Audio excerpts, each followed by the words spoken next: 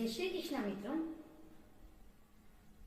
हम में से बहुत सारे लोग इस बात को लेकर अक्सर ईश्वर से शिकायत करते हैं कि वो ईश्वर अनुकूल आचरण करते हैं, सत्य की राह पर चलते हैं, अपने काम को बखूबी सच्चाई के साथ अच्छाई के साथ निभाते हैं, किसी से किसी भी प्रकार के भेदभाव से कोई काम नहीं करते, किसी से किसी प्रकार का कोई मतलब नहीं रखते।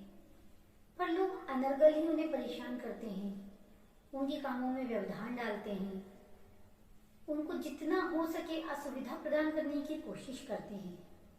लोगों को उन्हें परेशान करने में मजा आता है, किसी भी तरीके से उनके हर एक काम में अड़चन डालते हैं। जो ईश्वर को बहुत मानते हैं वो अक्सर ईश्वर से इस बात की शिकायत करते हैं कि ऐसा हमारे साथ क्यों होता है, हमारी ही हर चीज में हमें परेशान किया जाता है।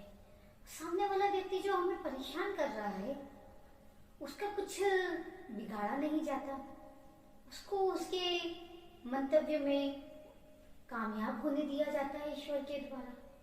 ईश्वर उसके लिए किसी भी प्रकार की असुविधा पैदा नहीं करते, वो अपना काम बुराई की ओर करता जाता है और जो ईश्वर के भक्त हैं, जो सच्चाई की राह पर चलते हैं, वो परेशान होते जाते हैं। तो ईश्वर ने उन लोगों के लिए बहुत प्यारा जवाब दिया है।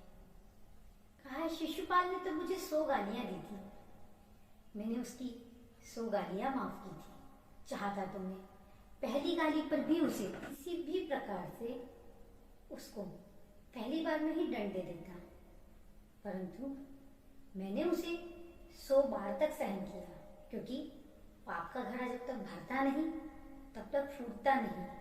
मुझे पता है कि कोई व्यक्ति है जो तुम्हें परेशान करता है, मुझे पता है कि वो व्यक्ति गलत की राह पर है, मेरे सच्चे भक्तों को परेशान करता है, परंतु मैं तब तक कुछ नहीं कर सकता जब तक कि उसके पापों का घड़ा नहीं भरता, उसके संचित पुण्य कर्म नष्ट नहीं होते।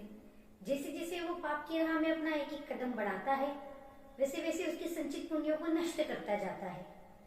आपसे भगवान की विनती है कि जैसे जैसे वो अपने पाप की दिशा में कदम बढ़ा रहा है, अपने संचित पुण्यों को नष्ट कर रहा है, आप अपने पुण्यों को बढ़ाते चलिए।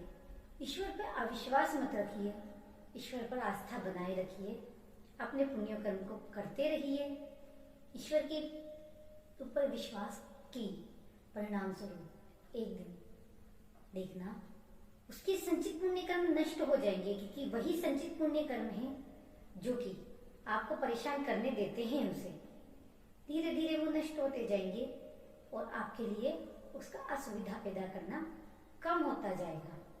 और एक दिन आएगा जब उसके संचित पुण्य कर्म पूर्ण रूप से नष्ट हो चुके होंगे, उसके पापों का घड़ा भर चुका होगा और ईश्वर अपना सुदर्शन चक्र चलाकर शिशुपाल वध की तरह उस व्यक्ति को आपके जीवन से समूल नष्ट कर निकाल फेंकेंगे।